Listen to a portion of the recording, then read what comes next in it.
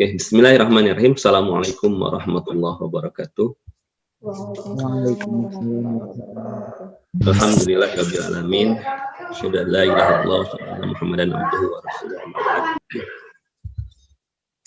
Yang saya hormati Profesor Dr. Samsu Yusuf selaku Ketua Sekolah Tinggi Agama Islam Siliwangi.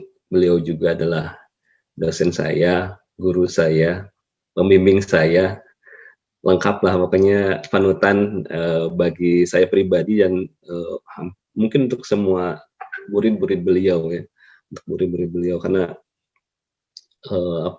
suri tauladan banyak yang bisa dipelajari dari pribadi beliau dari sisi profesional maupun dari sisi personal. Mudah-mudahan kami semua bisa mengikuti kebaikan dari Prof. Samsu. Dan semoga Allah tetap melindungi beliau dan memberikan kesehatan. Amin ya rabbal alamin. Pada Prof. Oyusnario Muhlas, selaku Wakil Ketua, atur nuhun atas kesempatannya. Salamnya tadi sudah disampaikan ke Pak Rektor, para pimpinan dan para ketua prodi di lingkungan STAI. Semoga tetap produktif dan berkarya dan bisa berbagi kebaikan untuk kita semua. Pada yang terhormat, ini bunda saya nih, Bunda Ipah. Terima kasih tadi sudah berbagi dan mericas kembali memori, mericas kembali semangat karena bagaimanapun proses pembelajaran di awal dulu itu menjadi fondasi bagi kami, khususnya bagi saya terkait dengan pengembangan profesi di bimbingan dan konseling. Oke, alhamdulillahirabbil alamin, segala puji bagi Allah yang senantiasa melimpahkan kita berbagai macam kenikmatan. Sehingga hari ini kita sangat berbahagia bisa bersilaturahim karena takdir Allah kita dipertemukan di sini dalam suasana yang masih pandemi, tapi kita tetap berproduktif ya, bisa berkarya, tetap melakukan amal-amal kebaikan. Semoga itu menjadi kebaikan untuk kita semua. Salawat serta salam semoga senantiasa tercurah limpahkan junjungan kita Nabi Muhammad SAW. Berdoa semoga jaringan berjalan lancar supaya pesannya tersampaikan, suaranya mudah-mudahan bisa tersimak jelas di seluruh audiens yang ada di ruang Zoom ini. Oke, tema kita hari ini yang dititipkan dari panitia adalah tentang kebahagiaan. Berarti harus bahagia ya. Bapak dan Ibu bahagia nggak hari ini ya? Aduh, mudah-mudahan semuanya bahagia ya. Boleh sejenak saja saya ingin melihat on cam semua dengan senyuman terbaiknya, boleh nggak sih? Wah, ini Pak Wahyu dengan pecinya luar biasa nih, dari mana nih, di Sleman ya. Oke. Ada banyak sekali nih dari ujung barat sampai timur nih, tuh ada yang sambil bawa anaknya, luar biasa ya. Mudah-mudahan semua kita yang hadir di sini dan keluarga kita semuanya ada dalam kebahagiaan karena itu menjadi salah satu energi hidup kita. Oke. Di antara para audiens ini ada yang saya kenal, ada yang mungkin baru kenal, baru lihat dan sebagainya. Salam kenal dari saya, Abah Aam. Saya biasa dipanggil Abah Aam di rumah, di luar juga biasa dipanggil Abah Aam. Bapak dan Ibu juga boleh memanggil saya dengan sebutan itu. Oke. Mengawali setelah melihat senyum terbaik Bapak dan Ibu, saya ingin mendengar kisah kebahagiaan deh. Kan kebahagiaan itu perlu dibagikan ya. Karena ketika kita merasakan kebahagiaan bukan untuk sombong-sombong, tapi untuk hadus binikmah gitu ya, membagikan nikmat yang didapatkan dan itu bisa jadi hikmah, bisa jadi pelajaran untuk yang lain. Ya. Bolehkah saya mendengar kisah terbaik, kebahagiaan terbaik sebagai pendidik ya, sebagai guru di pengalaman Ibu dan Bapak? Boleh satu atau dua orang mungkin bisa berbagi. Apa sih yang paling membahagiakan dari selama rentang pengabdian Bapak dan Ibu? Mungkin bisa diceritakan satu saja. Pengalaman terbaiknya apa? Boleh kan raise hand, diangkat. Silakan, boleh langsung. Wah, Pak Wahyu kayaknya langsung. Betul Pak Wahyu, silakan Pak Wahyu. Ya, Wahyu, terima mangga kasih. Wahyu, silakan. Ya, terima kasih atas kesempatan yang telah diberikan. Assalamualaikum warahmatullahi wabarakatuh. Waalaikumsalam warahmatullahi wabarakatuh. Perkenalkan, nama saya Wahyu, berasal dari untuk yang kebahagiaan, cerita kebahagiaan itu menurut saya dalam dunia pendidikan itu apabila kita dapat membimbing para siswa kita dengan meraih nilai yang memuaskan atau nilai yang bagus sesuai dengan apa yang diharapkan anak didik itu. Kedengaran? Bawahnya pasar hitam. Halo Bapak. Oke, lanjut Pak, lanjut silakan. Oh iya, ya itu tadi bahwasannya kebahagiaan ke anak didik kita itu apabila anak didik kita itu bisa menggapai nilai yang apa yang diharapkan seperti itu. Meraih prestasi gitu ya. Iya. Jadi iya, melihat benar, anak-anak kita berprestasi, menunjukkan keberhasilannya itu sebuah kebahagiaan. Tadi juga disampaikan oleh Bunda Ipa bahwa melihat anak-anaknya berkembang itu juga menjadi sebuah kebahagiaan. Ya, terima kasih Pak Wahyu atas share pengalamannya. Boleh satu lagi dari ibu-ibunya?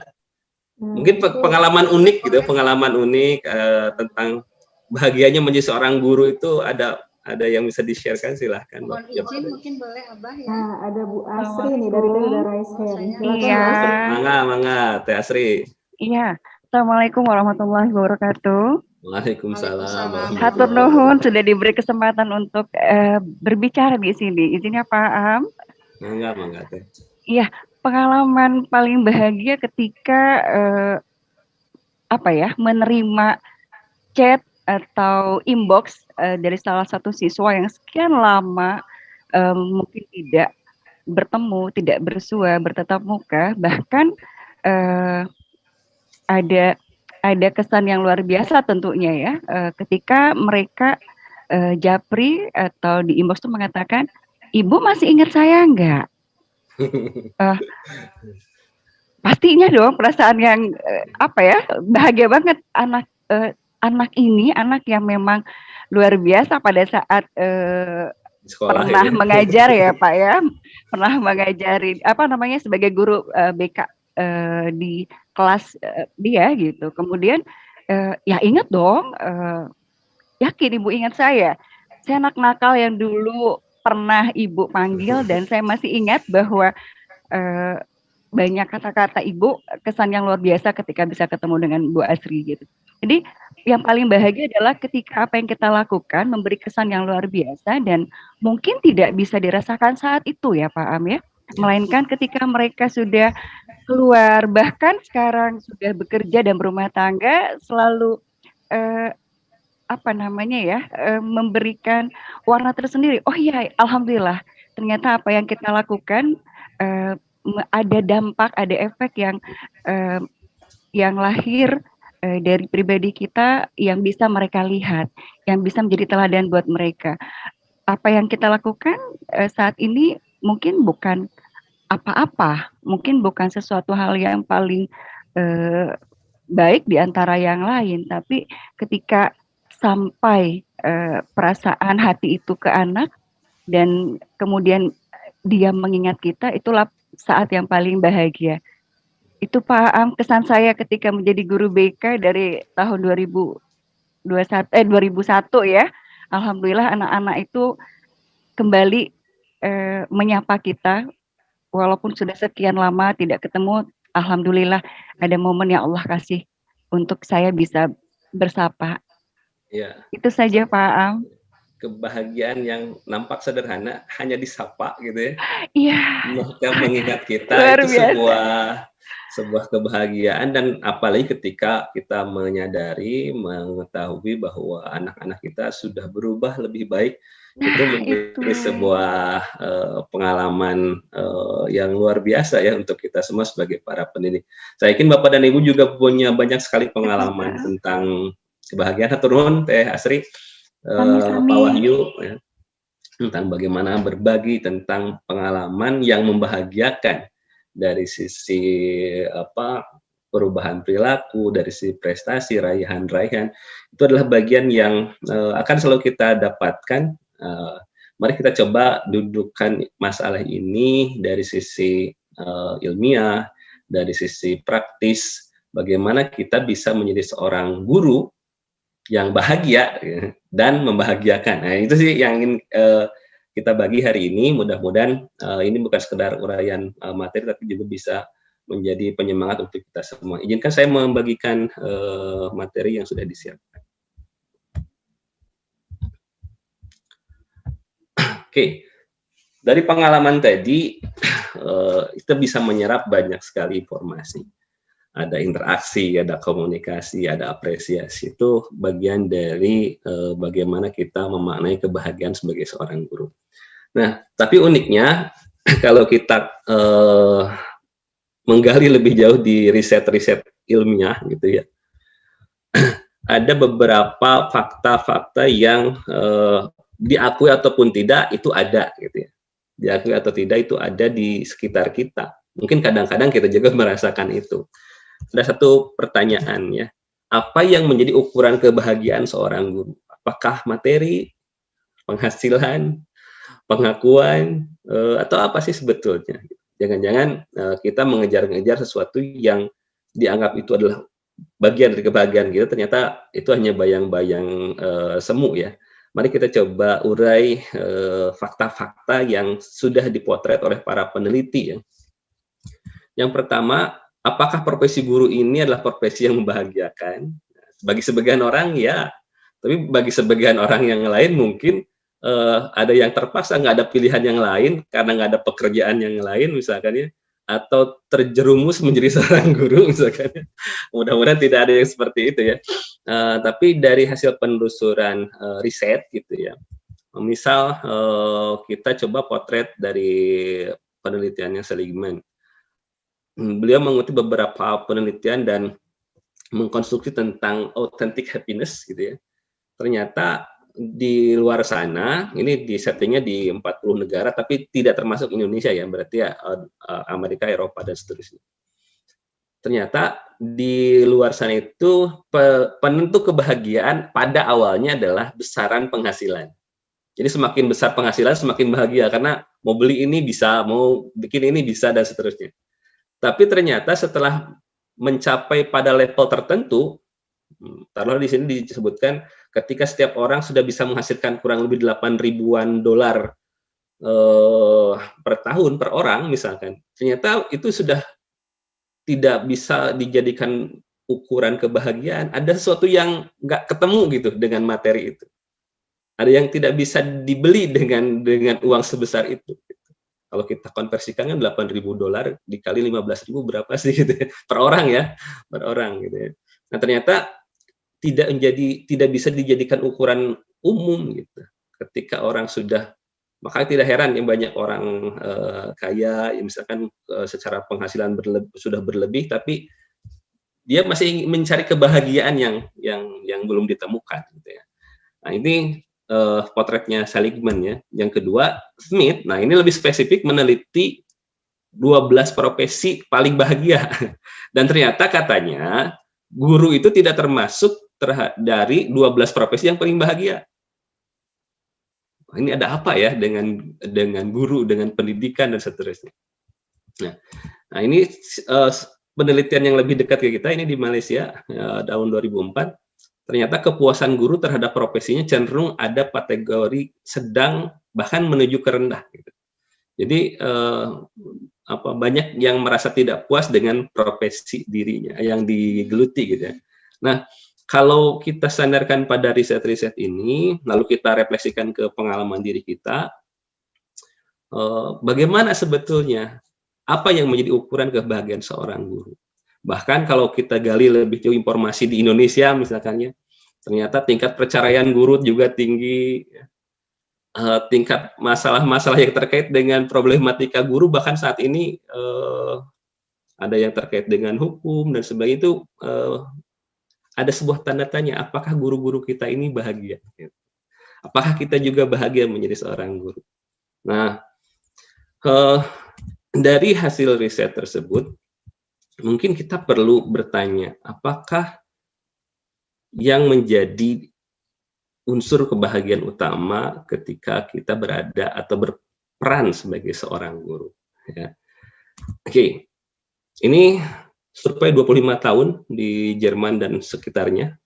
Ternyata yang menarik gitu ya, yang menarik untuk bisa bahagia itu fokusnya bukan pada diri sendiri. Gitu.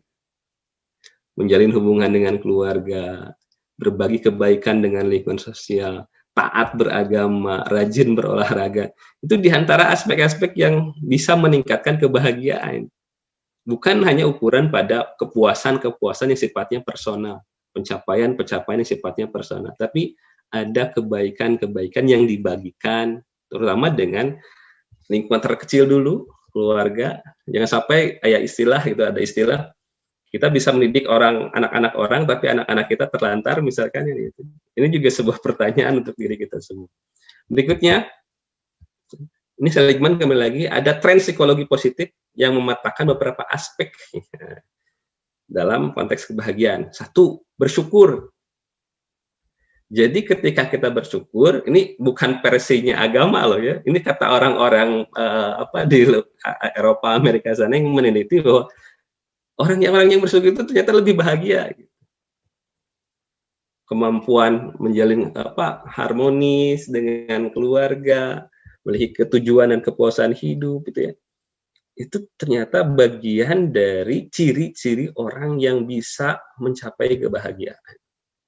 Nah, kalau kita sebagai bangsa beragama, tadi Prof. Samsul sudah memaparkan luar biasa dengan frame-nya bahwa kita berada dalam konteks bekerja itu bagian dari proses ibadah. Oh, ini lebih dalam lagi nanti kita bicarakan. Berikutnya, nah ini menarik nih. Menurut Pradiansyah, gitu ya, kebahagiaan guru akan menentukan, akan menentukan proses transfer, proses pendidikan, proses pembelajaran yang dilakukan terhadap anak didiknya.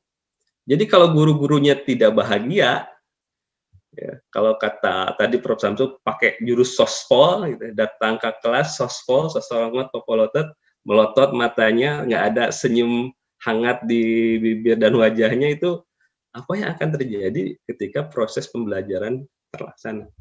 Ini menentukan ya, kebahagiaan guru, menentukan kebahagiaan proses dan kebahagiaan yang dirasakan oleh peserta didiknya. Maka kalau saya mengajar di Prodi BK itu mengajar ke mahasiswanya, salah satu syarat menjadi pendidik yang baik itu yang paling dasar adalah sehat dulu mentalnya.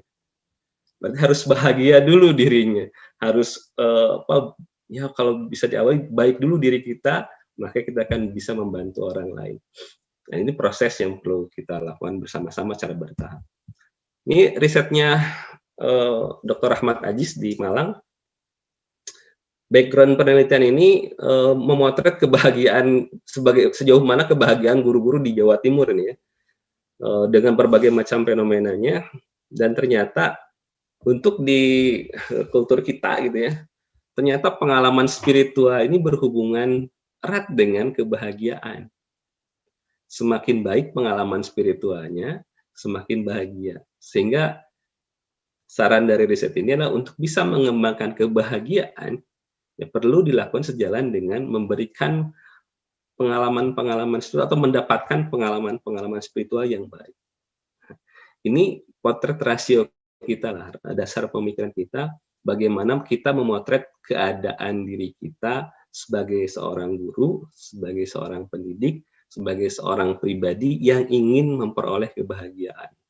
Karena kita akan membagikan kebahagiaan itu dalam proses pembelajaran, dalam proses pelayanan. Bagaimana guru BK tidak bisa senyum, responnya bagaimana nantinya ketika membangun raport, bagaimana ketika guru membuka pembelajaran tapi banyak sekali permasalahan yang belum dituntaskan di dalam dirinya dan seterusnya. Ini yang bisa kita baca secara dari literatur penelitian terkait dengan kebahagiaan dan bagaimana dampaknya terhadap pembelajaran. Nah, kita coba lihat esensinya. Kalau saya menggali dari ragam sumber ini, saya membagi dua gitu ya, membagi dua kebahagiaan itu sebagai hasil dan sebagai proses.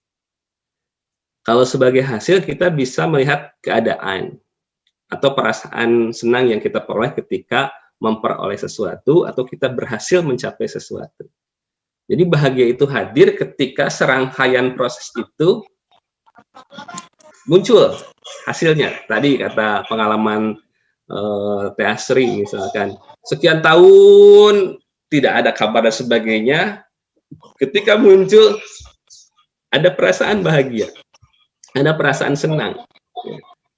Berarti tadi sampaikan mungkin nggak ujug-ujug ya, nggak ujug-ujug ya, sama seperti kita menanam bunga gitu ya, bagi yang suka bercocok tanam kan tidak ujug-ujug bagus ya, tapi dari biji mungkin, dari tunas mungkin, dari batang yang kita tancapkan, nunggu gitu prosesnya.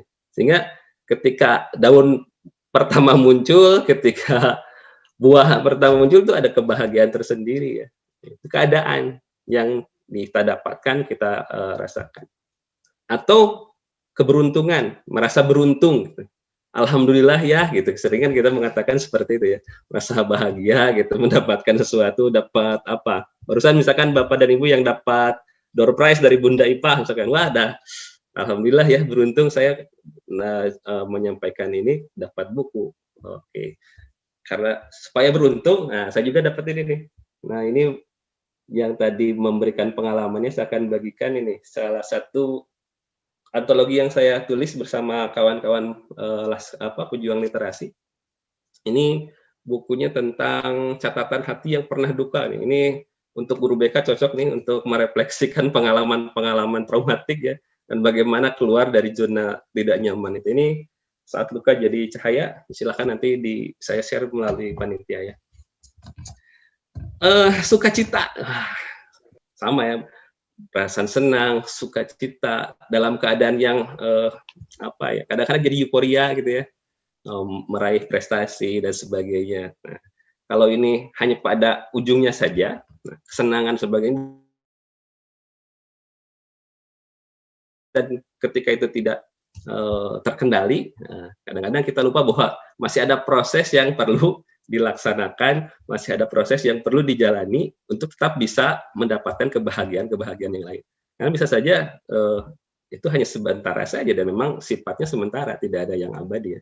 Sehingga bahagia sebagai hasil itu tidak pernah ada mungkin kalau tidak dikuatkan dengan kebahagiaan dari sisi proses atau dalam makna proses gitu.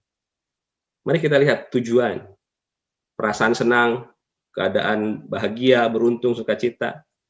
Apakah itu akan jadi tujuan kita? Mana tujuan kita sebenarnya? Sebagai seorang guru, tujuan Bapak dan Ibu apa? Tujuan yang paling esensi dari Bapak Ibu menjadi seorang guru itu apa? Innamal a'malu binniyah katanya. Setiap amal itu akan tergantung pada niatnya. Mana? Apa? Mari kita perjelas dulu supaya nanti kita tidak terjebak pada kebahagiaan sementara, kesenangan-kesenangan sementara gitu. Tapi kita punya kejelasan tujuan. Sehingga ketika nanti ada ujian, ketika nanti ada hambatan, aduh pengen nama, siapapun yang mendidik saya kira idealnya atau harapannya anak-anaknya pada baik-baik, pada pinter-pinter gitu ya, nggak susah diarahin ya. Enak ya Bu ya? Iyalah, pengen juga semua seperti itu ya. Tapi apakah kita akan menafikan anak-anak yang nakal? anak-anak yang susah diatur misalkan, atau anak-anak yang full dengan permasalahan yang justru di situ peran kita yang besar untuk bisa membantu mereka. Maka kita kembalikan pada tujuan awal kita menjadi seorang pendidik itu apa? Tujuan mendidik itu apa?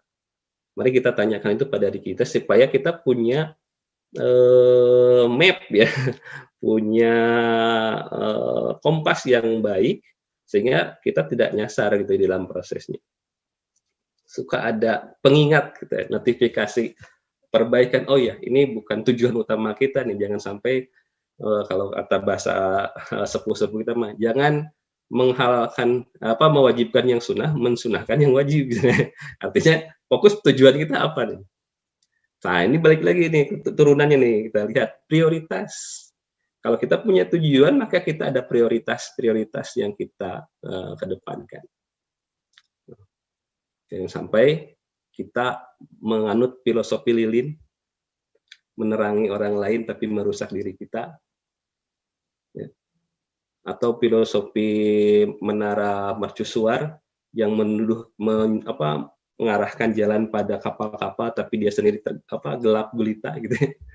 Prioritas kita apa nih? Mendidik itu kan enlightenment, mencerahkan, menginspirasi, ya, berbagi pengalaman, dan ini ada ancaman buat saya pribadi untuk kita semua sebagai para pendidik. Yang paling berat adalah ancaman ketika ada dalam Al-Quran gitu ya, dikatakan bahwa sangat murka gitu Allah ketika ada orang yang mengatakan apa yang tidak dilakukan. Ini yang paling berat bagi para pendidik memang adalah memberikan role model yang terbaik, berusaha untuk terus menjadi lebih baik. Ini prioritas utama kita adalah terus memperbaiki diri agar kita fokus pada tujuan kita. Dan kalau ada tujuan, ada prioritas, tentu akan memperjelas tahapannya. Kapan, bagaimana, siapa dulu. Nah, ini akan jadi prioritas. Ada tahapan yang jelas di setiap prioritas yang kita tetapkan. Saya kira di setiap tahapan ini, dari setiap bagian proses kebahagiaan ini, akan muncul kebahagiaan gitu. Ketika kita punya tujuan, kita akan bahagia. Kita punya prioritas, kita bisa memanage gitu. Dan ketika kita paham tahapannya, di setiap tahapan itu akan merasakan kebahagiaan yang bisa kita nikmati sepanjang proses itu dilakukan. Nah, ini kalau dilihat dari sisi esensi, kebahagiaan bisa dilihat sebagai hasil, juga dilihat sebagai proses. Kedua-duanya perlu kita pahami, perlu kita terapkan, sehingga kita tidak terjebak di hasil, tapi juga kita tidak larut dalam proses, karena kita harus memperjelas tujuan, prioritas, tahapan, supaya kita mencapai kebahagiaan. Oke, kita lanjutkan, Bapak dan Ibu. Nah, ini gambar apa, Bapak dan Ibu? Ini gambar orang yang sedang bercocok tanam. Sekarang semuanya daring, bisa dibeli secara online. Mau beli cabai, mau beli bawang, mau beli apapun, segala bentuk perlengkapan sekarang bisa dipesan secara daring, tapi itu adalah hasil. Kalau kita kembali ke proses awal, ini gambaran dasarnya ini. Bagaimana seorang petani memilih benih. Asal nggak sih? Enggak, Bu. Pasti para petani ini memilih benih-benih yang paling bagus, dipilih.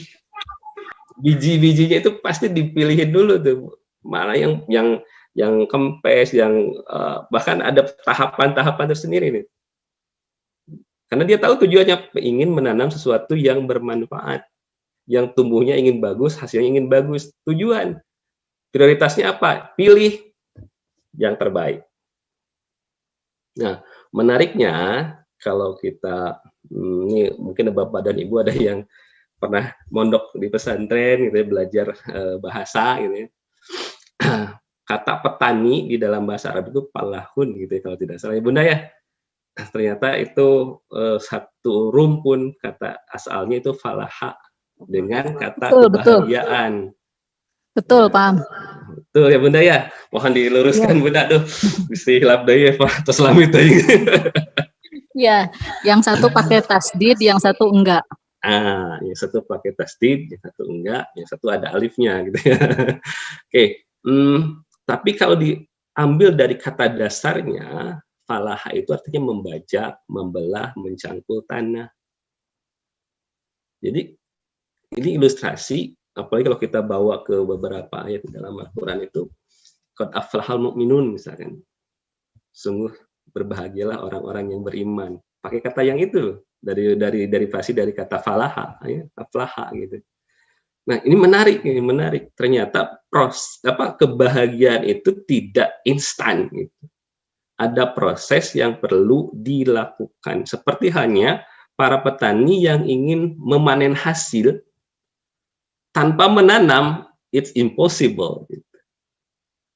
Tanpa menanam biji yang baik, tanpa menyemai benih yang baik, tanpa menjaga proses pertumbuhan, kebaikan-kebaikan itu tidak lahir sendiri.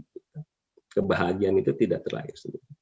Maka kalau kita bicara proses bagaimana meraih kebahagiaan, nah saya ini mensarikan dari beberapa kajian dan ayat yang berkaitan dengan kebahagiaan.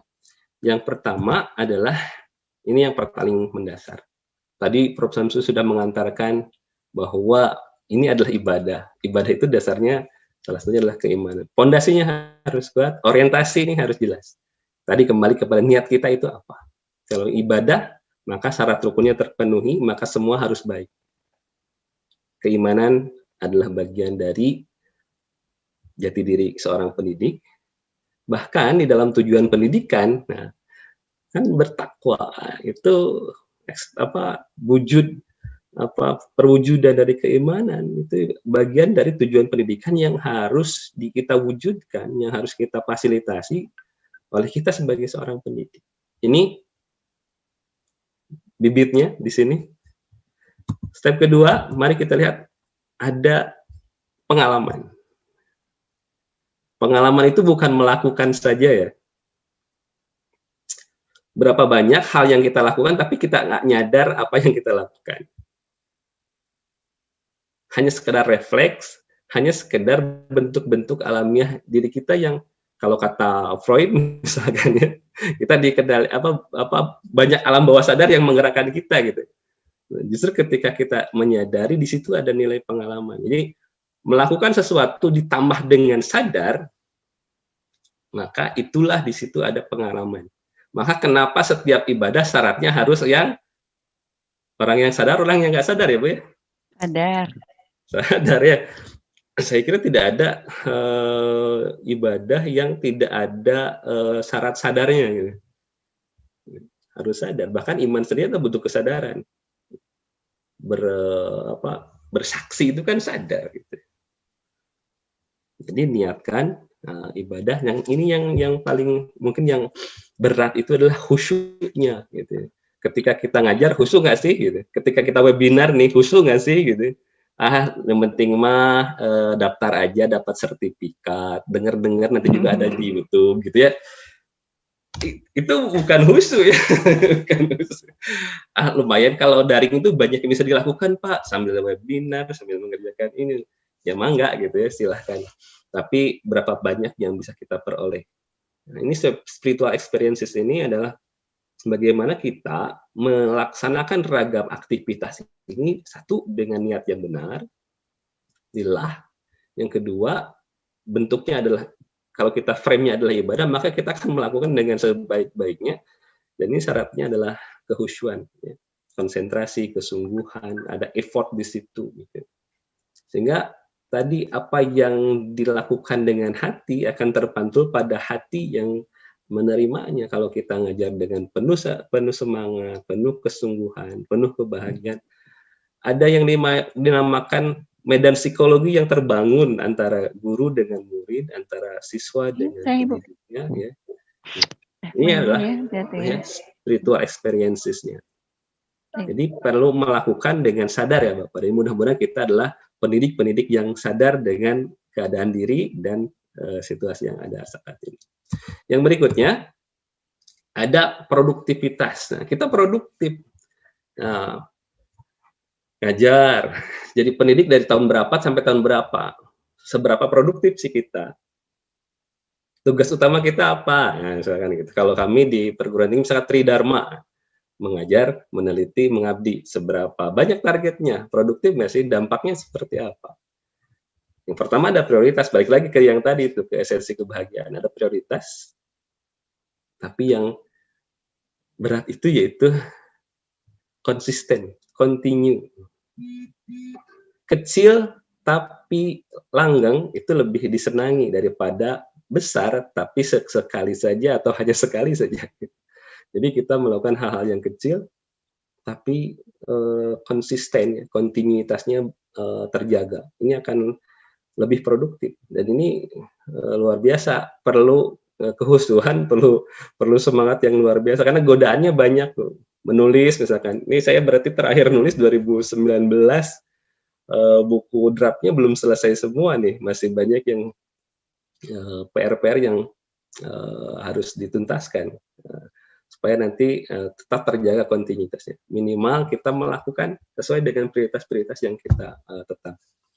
Nah, yang terakhir nih. Yang terakhir ini adalah adanya harmoni. Harmoni itu kan selaras. Berbeda-beda tapi disatukan dalam gerak yang selaras. Yang pertama, harmoni itu bisa terwujud dari memberikan dampak positif pada lingkungan. Sebagai guru terbaik adalah guru yang memberikan dampak terbaik pada lingkungannya, kan gitu. Kalau kita pakai patronnya di dalam hadis itu nas anfa'ul nas, kalau kita terapkan di pendidik misalkan, ya pendidik yang terbaik adalah pendidik yang bisa memberikan dampak positif pada lingkungan terdekat tentunya, keluarga, anak-anak didik kita, baru ke lingkungan masyarakat yang lebih luas. Yang kedua, menyadari cara yang baik untuk pemenuhan kebutuhan. Nah ini kadang-kadang kita terlalu fokus pada kebutuhannya, tapi cara pemenuhannya yang nggak halal misalkan itu ya.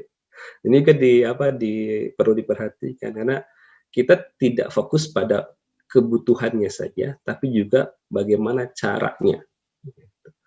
Misalkan ada target nih, dalam setahun harus selesai 30 kasus misalkan di sekolah, tapi caranya serampangan misalkan ya, ini bahaya juga gitu ya. Sehingga nanti ada dampak-dampak yang dimunculkan. Sehingga sebagai pribadi kita tahu kebutuhan kita apa, sebagai seorang profesional kita tahu kebutuhan sebagai seorang profesional itu apa, dan bagaimana cara yang baik itu, yang sesuai dengan rule-nya gitu ya. Karena tidak sedikit orang yang punya pengalaman akademik yang tinggi, tapi ternyata terjebak juga dengan permasalahan-permasalahan bahkan sampai ke yang masuk di ranah hukum, ranah etik dan sebagainya. Bahkan ada bercandanya zaman dulu nih, pertama muncul kasus-kasus besar misalkan. Apa bedanya akil balik dengan akil muhtar misalkan? Ada yang tahu akil muhtar? Itu seorang profesor hukum di Mahkamah Konstitusi kalau tidak salah. Jawabannya adalah sama-sama ada kata basahnya. Kalau akil balik itu mimpi basah, tandanya kalau akil balik ketangkap basah korupsinya. Nah gitu. Bisa jadi bercandaan tuh ya. Jadi bercandaan karena cara pemenuhan kebutuhannya dilakukan dengan cara yang tidak baik. Jangan sampai kita sebagai seorang pendidik, karena kita akan diikuti ya, digugu dan ditiru gitu. Maka cara-cara yang baik ini harus konsisten kita lakukan. Karena hal kecil saya di rumah gitu, saya punya anak yang sekarang 2 tahun, dia sekarang lagi jadi mesin fotokopi yang luar biasa. Apapun yang kami lakukan diikuti, dari yang baik sampai yang buruk diikuti, Bu. Jadi apalagi kita di sekolah itu disadari atau tidak, anak-anak kita mengamati pribadi kita, cara kita berperilaku. Tuh lihat si ibunya juga kayak gitu, tuh lihat si bapaknya juga kayak gitu. Nah ini supaya menjadi role model yang baik. Maka yang ketiga inilah yang bisa membantu kita untuk tetap harmoni, mampu menjaga diri, ya, mengajarkan siswa-siswa kita mampu menjaga diri. Dan ini cara untuk bisa mencapai kebahagiaan ya. Dasari dengan keimanan, lakukan dan dapatkan pengalaman-pengalamannya dengan kesadaran, konsisten dengan produktivitas dan mampu menjaga harmoni. Insya Allah Bapak dan Ibu semua bisa menjadi guru-guru yang luar biasa, yang bisa mencapai kebahagiaan secara personal dan profesional, dan yang terakhir adalah mampu membagikan kebahagiaan itu dan membahagiakan siswa-siswa kita, keluarga kita, anak-anak kita. Nah, ini frame di hasil riset nih bersama dengan calon dokter Kang Ari tentang karakteristik anak soleh. Nah, saya menerjemahkan menjadi guru yang soleh ini adalah guru yang bahagia. Bagaimana wujudnya? Satu, harus soleh akalnya, kemampuan berpikir terus kita tingkatkan dengan kegiatan-kegiatan yang bermanfaat, webinar, pelatihan, dan sebagainya, diupdate terus. Ya. Soleh juga hatinya, baik menjaga diri tadi, menjaga harmoni itu ya. Karena semua ada di hati kita. Nah, hati kita baik, kita juga akan baik, dan seterusnya. Nah, ini juga sekarang perlu nih menjaga kesalehan badan, menjaga kesehatan, menjaga jarak dengan protokol kesehatan. Ini juga bagian dari saat ini. Karena sekarang kita tinggal menunggu giliran saja sebetulnya. Giliran meninggal, giliran sakit kan sudah ada takdir dan ketentuannya. Hanya ikhtiar kita adalah menjaga kebaikan badan kita agar tetap sehat. Yang keempat adalah saleh amalnya, perbaikannya, amal perbuatannya. Kalau ini terbentuk, Bapak dan Ibu, saya yakin Bapak dan Ibu bisa menjadi pribadi yang berkualitas dan pribadi yang punya kompetensi profesional yang luar biasa, yang pada akhirnya bermuara pada membangun suasana belajar yang membahagiakan dan membahagiakan peserta didik Bapak dan Ibu semua. Saya tutup dengan pantun klasik di bahasa Sunda.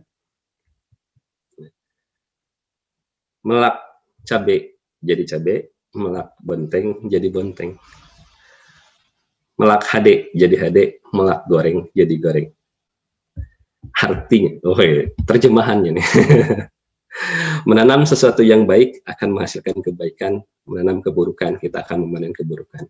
Nasrun minallah wa karim, fastabiqul khairat. Wassalamualaikum warahmatullahi wabarakatuh.